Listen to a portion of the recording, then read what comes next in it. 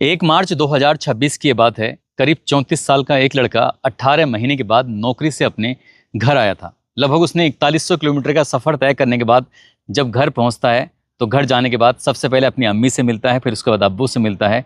इन दोनों से मुलाकात करने के बाद पूछता है कि समरीन कहाँ है। समरीन यानी कि उसकी पत्नी होती है। और जब समरीन के बारे में पता चलता है तो वो अपने मायके में गई हुई थी। इसी बीच में जो उसका सरप्राइज़ देने का प्लान था वो सरप्राइज़ तो नहीं दे पाता। तभी वो समरीन को फ़ोन करके कहता है कि मैं आज घर आया हुआ था, पता चला कि तुम मायके हो। जैसे ही उसकी बीबी ने यानी कि समरीन ने ये बात सुनी, समरीन जिद पर अड़ जाती है कि एक काम करो, तुम यहाँ आ जाओ, यानी कि मेरे मायके में आ जाओ।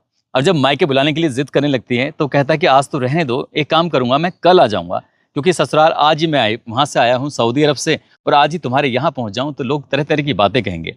लेकिन समरीन ने जिद पकड़ ली कि आपको आ जाना ही चाहिए। जब समरीन बार बार अपने पति से, अपने शौहर से जिद कर रही थी तो आखिरकार उसका शौहर, जिसका नाम एहसान रजा होता है, वो उसके मायके पहुंच जाता है। लेकिन पहुंचने से पहले ही रास्ते में उसकी मौत हो जाती है। जैसे ही उसकी मौत होती है, इसकी पत्नी इनकी समरीन को ये बात पता चलती है तो समरीन का रो रो कर बुरा हाल हो जाता है। और वो कई बार अपने पति की उस लाश को देखने के बाद बेहोश होकर गिर जाया करती थी। जब बेहोश होती थी तभी मौके पर कुछ महिलाएं भी मौजूद थीं। इसी बीच में कोई महिलाएं इतनी भी होशियार होती हैं कि वो देखकर किसी भी औरत को पहचान लेती हैं कि ये प्रेग्नेंट है कि नहीं है।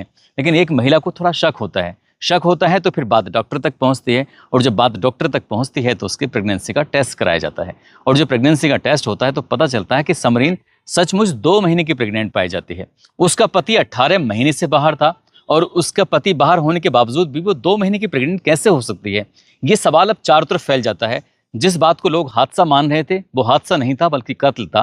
लेकिन सवाल यही था कि आखिरकार समरीन के पेट में किसका बच्चा पल रहा है, कौन है उसका बाप और कौन है कातिल। आज की इस कहानी के माध्यम से हम यही जानने और समझने की कोशिश करते हैं। आदाब, नमस्कार, सत श्री अकाल। मैं उस्मान सैफी। ये कहानी साल 2018 से शुरू होती है। बिहार प्रदेश का जिला होता है किशनगंज, और किशनगंज जिले का एक थाना लगता है कोचा धामन। कोचा धामन थाना क्षेत्र का गांव लगता है पुनास, और पुनास के रहने वाले एक व्यक्ति जिनका नाम होता है साबिर आलम। साबिर आलम की पत्नी होती है निराला बेगम, और इनके 5 बेटे होते हैं, 2 बेटियां होती हैं। जो सबसे बड़ा वाला बेटा होता है जिसका नाम एहसान रजा होता है।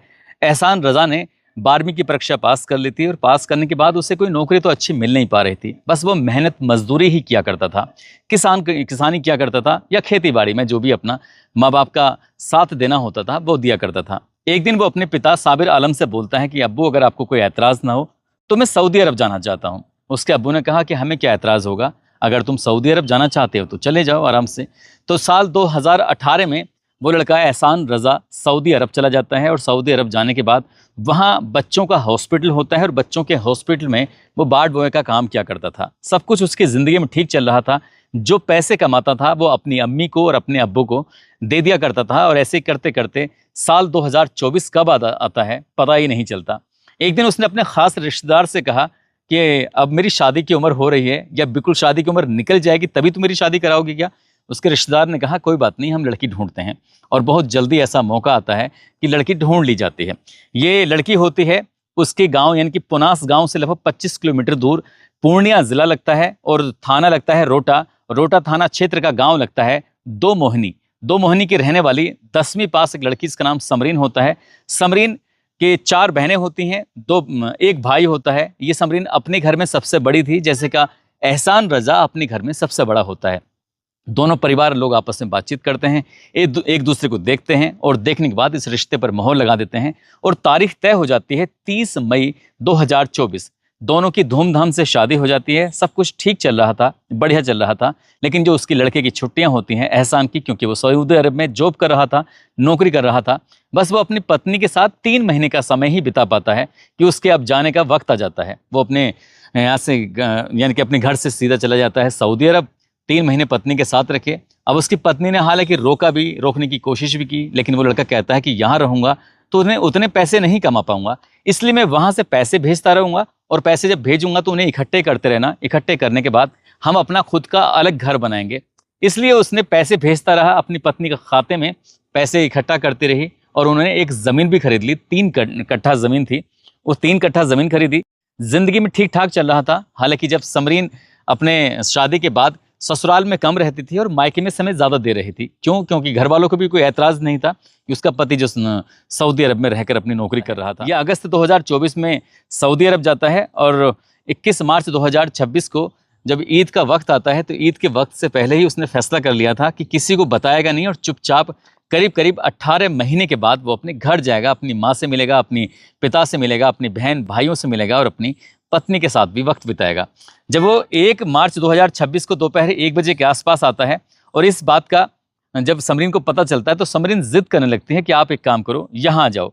अब समरीन से मिलने के लिए शाम लगभग 6:30 बजे के आसपास का वक्त हो रहा था।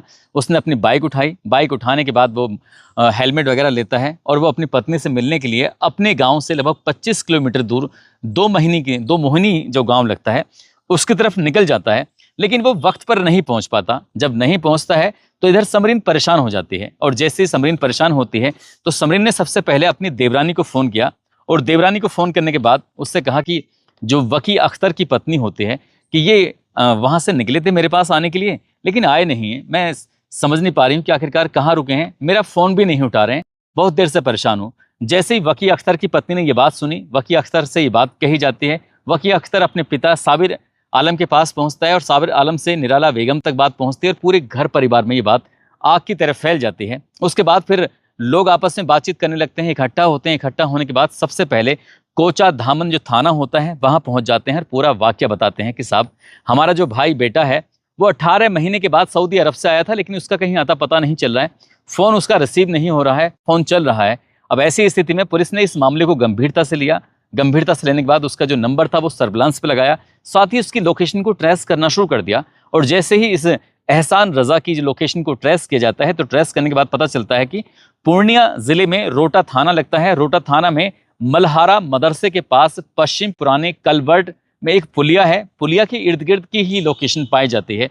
अब चाहे वो पुलिस वाले हो, फॉरेंसिक टीम हो, सर्विलांस की टीम हो, यहाँ से इकट्ठा होते हैं और घर वाले, परिवार वाले, रिश्तेदार, सैकड़ों की संख्या में लोग इस पश्चिम पुराने कलवर्ट पुलिया के पास पहुंच जाते हैं जो NH 99 से लगभग 100 मीटर अंदर की तरफ होता है। जब लोगों ने ढूंढने की कोशिश की तो आखिरकार उसकी बाइक मिल जाती है, हेलमेट मिल जाता है, पर्स मिल जाता है, उसके जो ज़रूरी कागजात थे वो मिल जाते हैं और साथ ही वो लड़का भी मिल जाता है। लेकिन लड़के की हालत देखने के बाद लोगों को यकीन नहीं हो रहा था। उसके सर में गंभीर रूप से चोट आई हुई थी।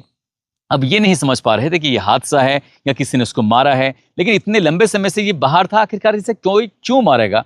जब ये बात घर वालों को, परिवार वालों को ये पता चलती है तो उसके बाद फिर घर वालों में कोहराम मच जाता है।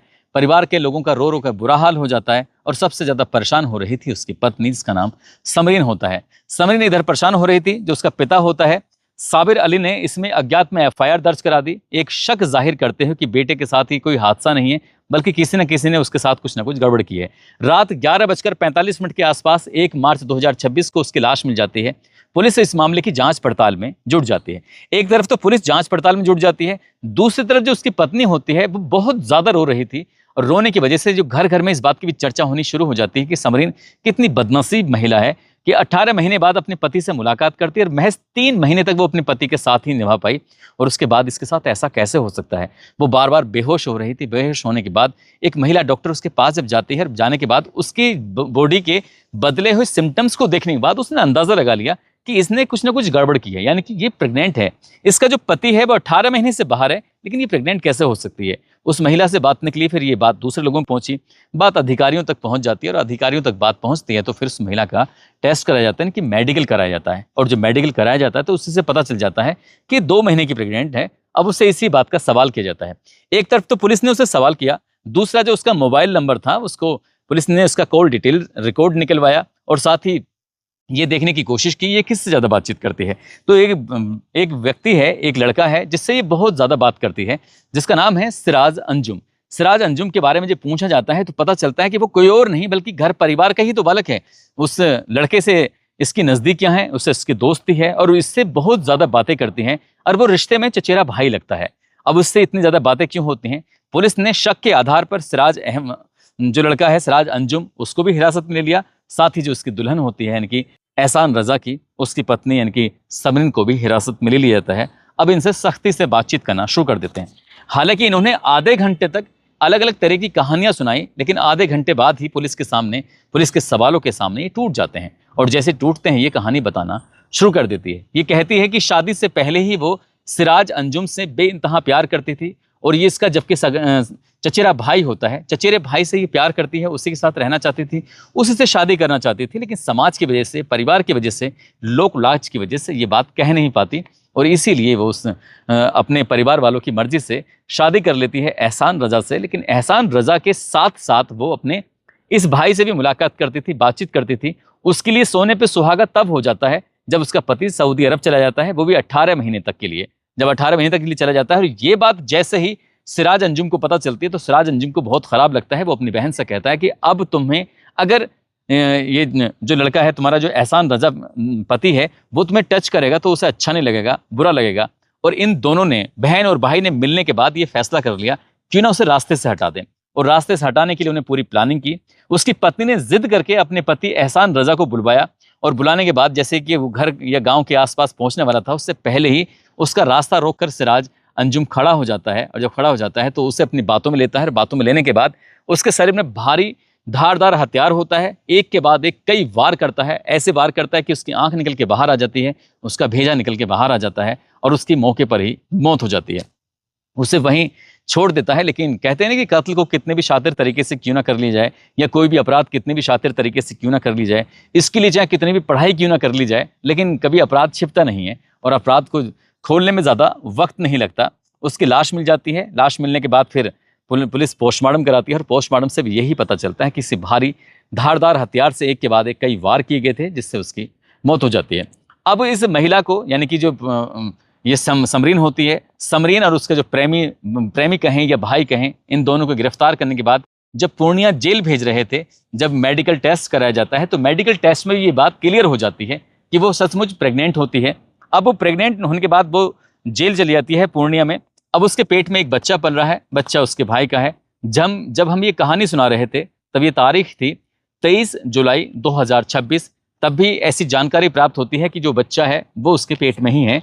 जो लड़के का, यानी कि एहसान रजा का सगा भाई, छोटा भाई है, जिसका नाम वकी अख्तर है।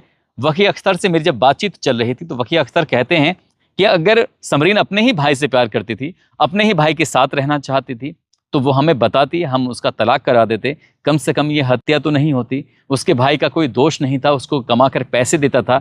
शादी से पहले वो परिवार को पैसे दिया करता था, शादी के बाद सारे के सारे पैसे समरीन के हिस्से में चले जाया करते थे। सारे सब कुछ वो समरीन के लिए कर रहा था, लेकिन समरीन वो धोखा देगी ये कभी भी इस बात का अंदाजा नहीं लगा। उधर लड़की के जो माँ बाप हैं, उनको भी इस बात पर यकीन नहीं हो रहा कि उनकी बेटी ऐसा कैसे कर सकती है, वो कत्ल कैसे करवा सकती है। और जो लड़के का परिवार वाले हैं वो भी ये बात कर रहे हैं कि अकेला सिराज अंजुम कभी कत्ल नहीं कर सकता, उसके साथ कोई ना कोई शामिल जरूर रहा होगा। लेकिन पुलिस ने सिर्फ दोनों को ही गिरफ्तार किया, और दोनों को गिरफ्तार करने के बाद उनको ही जेल भेजा। पुलिस का दावा है कि सिर्फ अकेले ही व्यक्ति ने धोखे से उसका कत्ल किया था, क्योंकि वो जानता रहा होगा कि इसका भाई है, इसलिए उसे शक नहीं था कि वो उसका कत्ल भी कर सकता है। फिलहाल तो उनकी जिंदगी सलाखों के पीछे गुजर रही है, लेकिन इस घटना ने पूरे किशनगंज को ही नहीं, बल्कि पूर्णिया को ही नहीं, और पूरे बिहार प्रदेश को हिलाकर रख दिया था।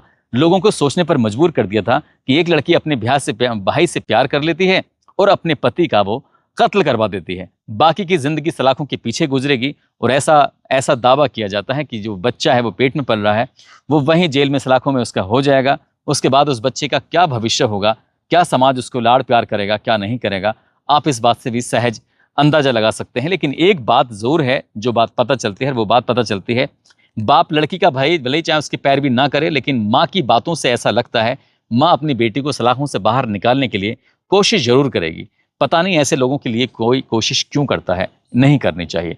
दोस्तों, इस पूरे घटनाक्रम को सुनाने का उद्देश्य किसी को परेशान करना नहीं है, किसी का दिल दुखाना नहीं है, बल्कि आपको जागरूक करना है, आपको सचेत करना है।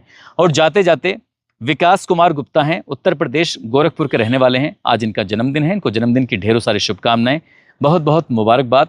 कुछ लोगों ने नाम लेने की अपील की है, जिसमें गाजीपुर के कमलेश यादव हैं, रायपुर से योगेश बस्तर, पूर्णिया बिहार से मंजर आलम हैं, रीवा मध्य प्रदेश से अमित तिवारी, काशीपुर उत्तराखंड से रवि कुमार, झारखंड से विजय कुमार, सुनील विश्वकर्मा अंबेडकर नगर से, राजकमल कुमावत राजस्थान से, रेखा वर्मा हिसार हरियाणा से, मोहम्मद अफसर शेख किशनगंज से, गौरव तिवारी ललितपुर से, करीम खान मेवात से, श्रवण बलिया से, रूबल ओडिशा से, मुजीब गहलोत डीडवाना राजस्थान के रहने वाले हैं। आप सब लोग अपना ख्याल रखें, सुरक्षित रहें। जय हिंद, जय भारत।